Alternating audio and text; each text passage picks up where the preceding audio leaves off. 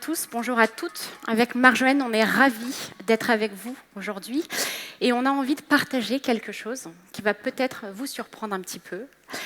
Malgré les apparences, on n'est pas tout à fait des femmes entrepreneurs. En fait, entreprendre, c'est suffisamment riche, multiple, c'est suffisamment passionnant, pour qu'on n'ait pas besoin d'y ajouter d'autres qualificatifs finalement. Il y a autant de façons d'entreprendre que d'entrepreneurs. Alors pourquoi est-ce qu'on cherche à qualifier, à classifier les entrepreneurs? Les nouveaux entrepreneurs, les jeunes entrepreneurs et évidemment les femmes entrepreneurs. Alors, on ne va pas se méprendre, oui, on est reconnaissante justement de l'héritage qui a été transmis par nos aînés, qui se sont battus pour justement qu'il n'y ait plus de différence entre les hommes et les femmes, notamment dans la vie professionnelle. On est évidemment reconnaissante des rôles modèles qui sont incarnés par ces femmes. Mais aujourd'hui, avec Marjolaine, on a envie de faire nôtre cet héritage. On a envie de le transformer, on a envie de l'incarner différemment. Et finalement, on se dit que la meilleure façon de lui rendre honneur à cet héritage, c'est qu'on arrive un jour, tous ensemble, collectivement, à ne plus avoir besoin de parler de femmes entrepreneurs. Justement, moi j'ai l'impression qu'on m'a jamais autant parlé du fait que j'étais une femme que depuis que j'entreprends. En tant qu'étudiante, en tant que stagiaire, que bénévole, voyageuse. Ce statut de femme, il était beaucoup moins présent. La notion de femme dans mes actions était beaucoup moins là, il y avait beaucoup moins d'attentes. Alors certes, on a un héritage qui est très positif, on est, je pense, toutes les deux, comme beaucoup de femmes, très reconnaissantes, mais on sent qu'il y a une attente. T'es une femme, t'es entrepreneuse. Et maintenant, il se passe quoi? Qu'est-ce que tu vas faire? Montre-nous. Étonne-nous, épate-nous. Le 8 mars, donc pour la journée de la femme, j'ai reçu un texto d'un de mes investisseurs qui donc me souhaitait très gentiment, avec beaucoup d'attention, une bonne journée de la femme et ajoutait les entreprises dirigées par des femmes réussissent mieux. Moi, j'étais dans mes activités, je reçois ça et donc un peu incrédule, j'ai juste répondu à un émoticône de bras musclés, genre ouais, cool, ben oui, mais ce qu'on a envie, c'est pas, comme tu disais Bénédicte, d'être des femmes entrepreneurs. On a envie que les femmes autour de vous qui vous inspirent, ce soit pour leurs actions de manière absolue et non pas relative à leur statut, à leur qualité de femme. Donc, Bénédicte et moi, on a un point commun qui est assez évident, c'est qu'on est des femmes, mais on a d'autres points communs, dont un qui nous semble beaucoup plus intéressant, c'est la place de la data dans notre réflexion, nos ambitions entrepreneuriales. Alors certes, c'est un peu moins sexy, en même temps, on n'est pas là pour ça, on est là pour créer des choses qui comptent. Et justement, oui, la donnée, chez Clustry, qui est mon entreprise, c'est notre cœur de métier. En fait, notre ADN chez Clustry, et c'est un peu notre sujet du jour aussi, c'est de favoriser la transversalité, de casser les stéréotypes et les idées reçues qui peuvent exister dans les ressources humaines. Et ce qui est drôle, c'est que cet ADN, finalement, il a été à l'origine de l'idée de Clustry. Il y a 2 ans, après avoir fait 4 ans dans le conseil, j'avais envie d'évoluer, mais je ne savais pas ni ce que je pouvais faire, ni ce que j'avais envie de faire. Et donc, en bonne statisticienne que j'étais, j'ai commencé à analyser à la main 500 profils de personnes qui avaient des points communs avec moi. Donc, des gens qui avaient des compétences similaires aux miennes, des gens qui avaient fait la Sorbonne comme moi, etc. Pour me dire, regarde ce qu'ils ont fait, et ça te donnera une idée sur ce que toi aussi, tu peux faire. Et puis, il y a quand même quelque chose, c'est que il y a donc 2 ans, j'étais universitaire, mais en même temps un profil un peu ingénieur parce que j'avais fait des maths appliquées à l'éco. J'avais 25 ans, mais je faisais du conseil avec un poste de senior parce que c'était un petit cabinet. Bref, je rentrais dans aucune case. Et donc finalement, mon idée d'analyser des données à la main et d'inspirer sur le champ des possibles, au lieu de la porter pour des gens qui, comme moi, voulaient évoluer, je me suis dit que la priorité, c'était pas ça.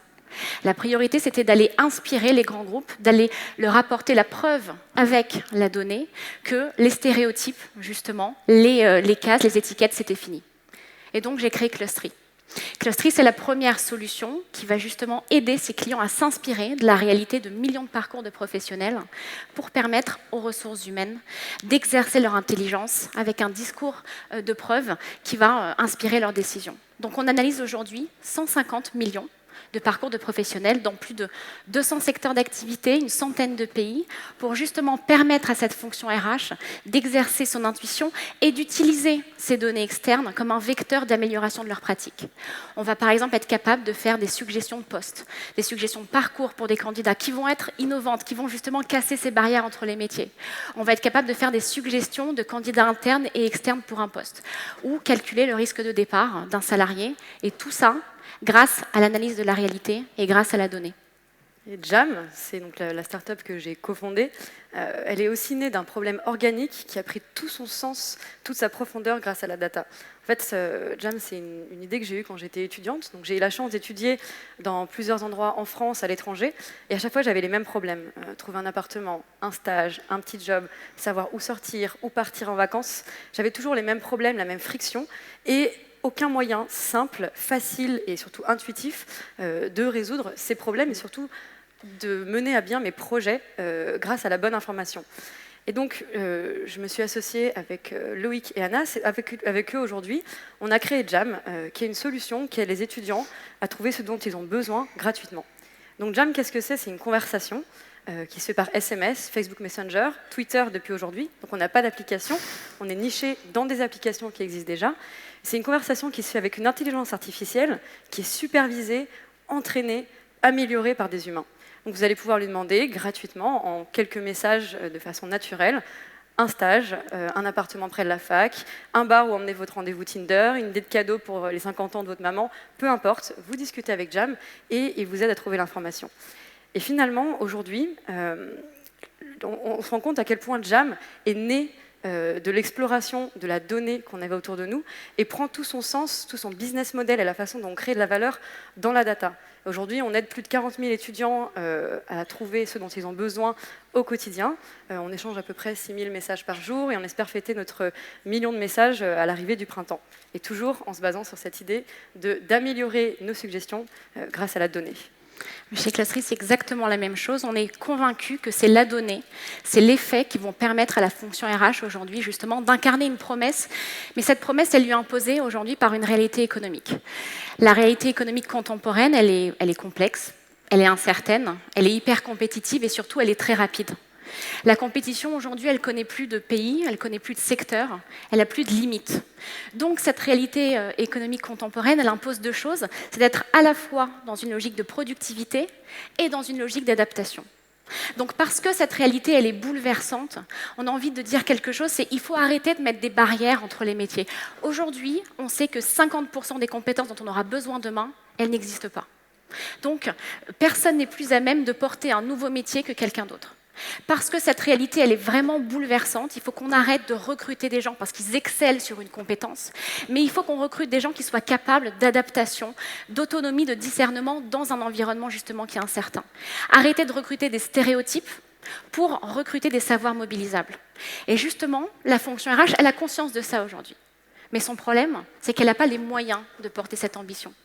Elle a besoin de la donnée pour prendre ses décisions de façon audacieuse, mais en même temps, il faut qu'elle soit rassurante et il faut qu'elle soit éclairée. Donc elle a besoin d'abord de s'inspirer des autres, analyser l'externe, s'inspirer de ce qui se passe à l'extérieur, non pas pour reproduire ça de façon bête et méchante en interne, mais pour se dire qu'est-ce qui se passe à l'extérieur et comment est-ce que moi je pourrais améliorer mes pratiques. Donc analyser 150 millions de parcours de professionnels dans le monde entier, ça va lui permettre de s'inspirer de leaders sectoriels, d'acteurs innovants, de pays en avance. Et là, la notion de big data dont on entend parler tout le temps et partout en ce moment, elle ne va pas simplement permettre de voir plus de choses, elle va surtout permettre de voir différemment. Parce que bien souvent, les clichés, ils sont sectoriels, ils sont géographiques, ils sont culturels. Cette fonction RH, elle a aussi besoin d'avoir une légitimité et d'asseoir sa crédibilité en interne. Donc justement, obtenir des suggestions qui vont être basées sur la donnée, qui est non contestable, qui est factuelle, va lui permettre d'asseoir cette légitimité, au-delà en fait, de porter une certaine idéologie sans la donnée, simplement avec l'intuition, et d'aller convaincre en interne. Donc la donnée dont on parle et qui anime nos deux entreprises, finalement, elle ne vient pas remplacer ni l'intelligence, ni le courage de la fonction RH. Finalement, elle vient se mettre au service de ce courage et de cette intelligence. Et il ne faut pas la prendre comme une vérité absolue. C'est un faisceau d'indices au service de l'humain qui va permettre, que ce soit la fonction RH ou dans les équipes de Jam, en fait, d'exercer une intuition, une intelligence avec audace. Donc chez nous, chez Jam, la data, ça nous inspire trois choses. La première chose que ça nous inspire, c'est dans l'essence de Jam, c'est le produit. C'est comment est-ce qu'on va créer de la valeur en tant que start-up à ressources limitées pour des milliers, et on l'espère bientôt, des millions de personnes. On est tous familiers avec la notion de broadcast one-to-many, ce qu'on est en train de faire là tout de suite. On vous transmet de façon complètement directe des pensées, des réflexions qu'on a, de un à plusieurs personnes. Mais notre ambition avec Jam, c'est d'industrialiser la relation one-to-one. C'est comment, en tant qu'entreprise, en tant qu'entité, je vais pouvoir créer une relation intime avec chaque personne, avec chaque étudiant, chaque utilisateur, pour lui proposer du contenu qui sera toujours plus pertinent. Et comment on fait ça? C'est en apprenant à le connaître.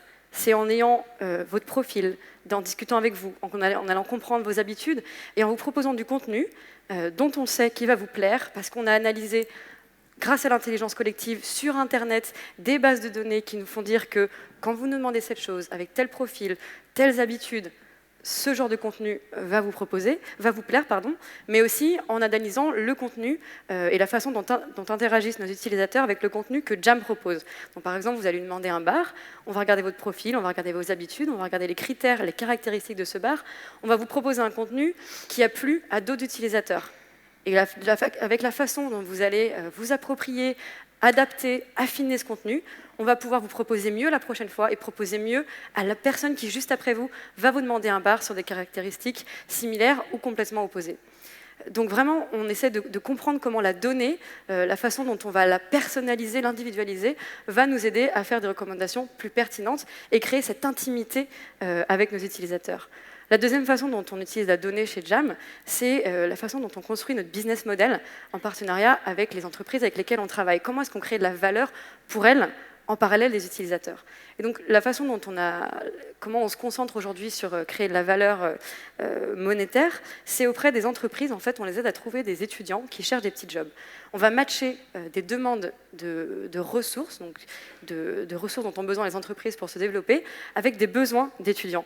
Et ce qu'on va dire aux étudiants, c'est arrêtez de chercher sur les mêmes sites, auprès des mêmes entreprises qui vous sollicitent tout le temps, les mêmes marques que vous connaissez, qui vous sont familières.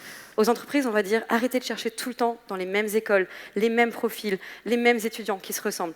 Dites-nous tout simplement quels sont vos critères d'un côté comme dans l'autre, et nous on va s'occuper de faire un matching qui est efficace et basé sur la réalité, sur le passé et comment est-ce qu'on peut imaginer que vous allez collaborer. Alors après, on n'est pas sur du recrutement lourd, du CDI, du stage, du premier emploi.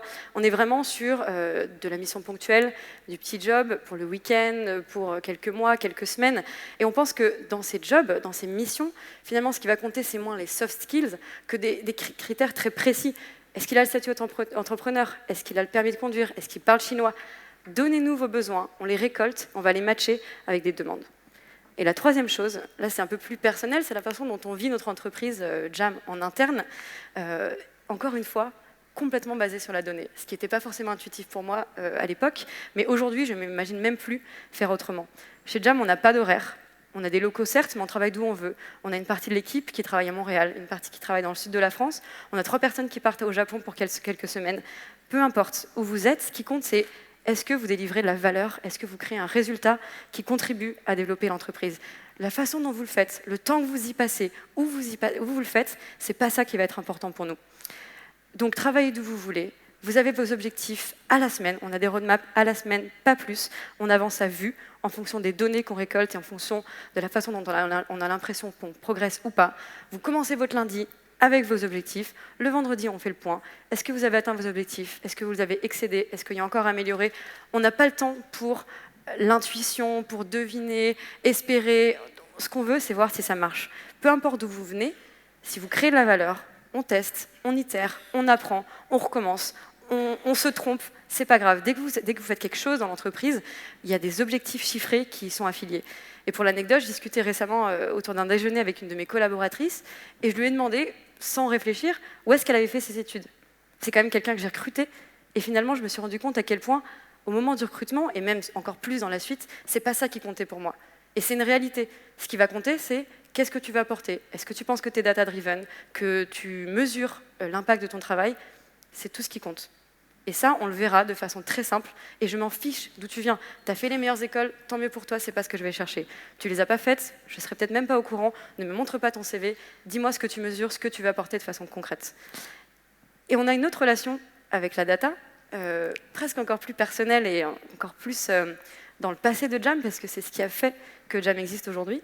Moi, quand j'étais étudiante, voilà, j'avais ces problèmes personnels de trouver un appartement, trouver un stage, un job, etc. Et ma première intuition, ça a été de me dire, je vais créer une plateforme d'échange qui va permettre aux étudiants de se partager des bons plans entre eux. Ça, c'était mon bébé, c'était mon intuition, mon rêve de me dire je vais favoriser l'échange, le partage, l'économie collaborative au sein des étudiants. Et finalement, la data, elle a montré que cette idée, elle était médiocre, qu'elle était un peu déjà dépassée, déjà réalisée, et qu'elle n'apportait pas tant de valeur que ça. Et si je n'avais pas osé me pencher sur les données, les métriques, les statistiques, l'usage, le mesurer, je ne me serais pas rendu compte de ça, et je serais certainement pas là aujourd'hui, et on serait forcément allé dans le mur. Et j'avais pas envie de pivoter, le mot qui finalement fait peur, mais une vraie réalité dans les startups. J'en avais pas envie parce que j'étais convaincue que j'avais une intuition forte et qu'il fallait que je continue de la porter. Et c'est grâce à la data qu'on a osé changer de stratégie complètement, repartir à zéro, tout jeter dans un moment qui était le pire. On était à quelques semaines d'un Demo Day, donc une présentation devant un parterre de centaines d'investisseurs, d'une semaine à San Francisco pour rencontrer des entrepreneurs, des investisseurs de la Silicon Valley. Et on a osé, grâce à la donnée infaillible, factuelle, comme tu disais, pivoter. C'est ça qu'on essaie de vous dire avec Marjolaine, en fait, c'est que finalement, il y a deux notions qui sont fortes, c'est la donnée et l'audace. Et en fait, la donnée, c'est un vecteur d'audace. Les données qu'on analyse chez Clustery, elles ne sont pas stéréotypées, elles ne sont pas genrées.